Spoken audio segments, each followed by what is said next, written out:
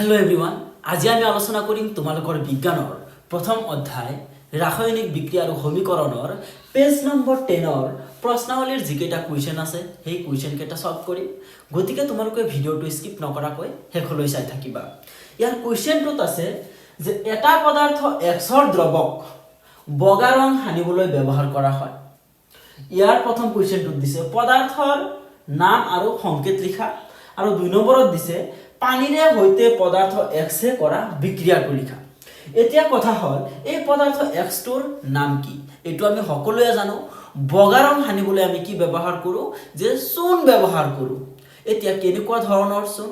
সেই চূণটোৰ নাম কি সেইটো আমি লিখিব লাগিব ঠিক আছে বগা ৰং হানিবলৈ আমি যেটো চূণ ব্যৱহাৰ কৰো সেই চূণক আমি কওঁ পুৰা চূণ ঠিক আছে চূণটোৰ নাম কি যে পুৰা চূণ গতিকে পদাৰ্থৰ নাম লিখিব দিছে নামটো লিখি লম যে পুৰা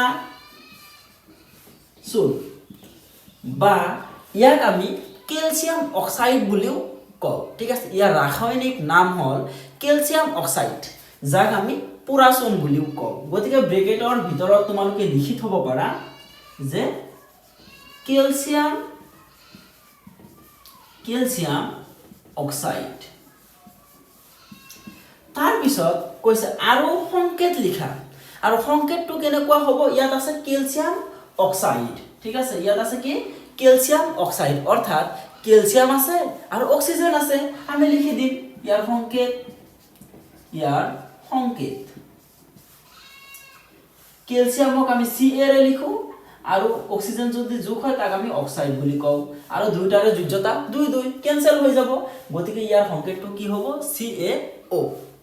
বুজি পাইছা এতিয়া যে পদাৰ্থ এক্সৰ নাম কি পুৰা চূণ বা ক্যালসিয়াম অক্সাইড আৰু ইয়াৰ সংকেতটো কি CaO তাৰ পিছত আছে যে পানীৰে হৈতে পদাৰ্থ এক্সে কৰা বিক্ৰিয়াটো লিখা পানীৰ হৈতে কোনে বিক্ৰিয়া কৰিব পদাৰ্থ এক্সে কৰিব পদাৰ্থ এক্স কোনটো যে ক্যালসিয়াম অক্সাইড বা পুৰা চূণ গতিকে প্ৰথমতে আমি লিখিম ক্যালসিয়াম অক্সাইড ই কাৰ হৈতে বিক্ৰিয়া কৰিব যে পানীৰ হৈতে বিক্ৰিয়া কৰিব প্লাস পানীৰ সংকেতটো আমি সকলোৱে জানো H2O উৎপন্ন এতিয়া কি কৰিব হেতু লিখিব লাগিব যদি ক্যালসিয়াম অক্সাইডে পানীৰ হৈতে বিক্ৰিয়া কৰে উৎপন্ন কৰিব ক্যালসিয়াম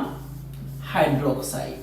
ঠিক আছে এইটো হল ইয়াৰ আমাৰ ৰাসায়নিক বিক্ৰিয়া আশা কৰো তোমালোকে ভিডিওটো বুজি পাইছা আৰু তোমালোকে এইবিলাক বহিতো লিখিও ৰাখিছা ঠিক আছে এনেকুৱা ধৰণৰ বিজ্ঞানৰ প্ৰত্যেকটো টপিকৰ প্ৰত্যেকটো প্ৰশ্নাৱলী অনুশীলনী আৰু এমসিকিউ কোৱেশ্চন আনসাৰ পাবলৈ আমাৰ চেনেলটো সাবস্ক্ৰাইব কৰিবা আৰু যিমান পাৰা ভিডিওটো তোমালোকৰ বন্ধু বান্ধৱীলৈ শেয়াৰ কৰি দিবা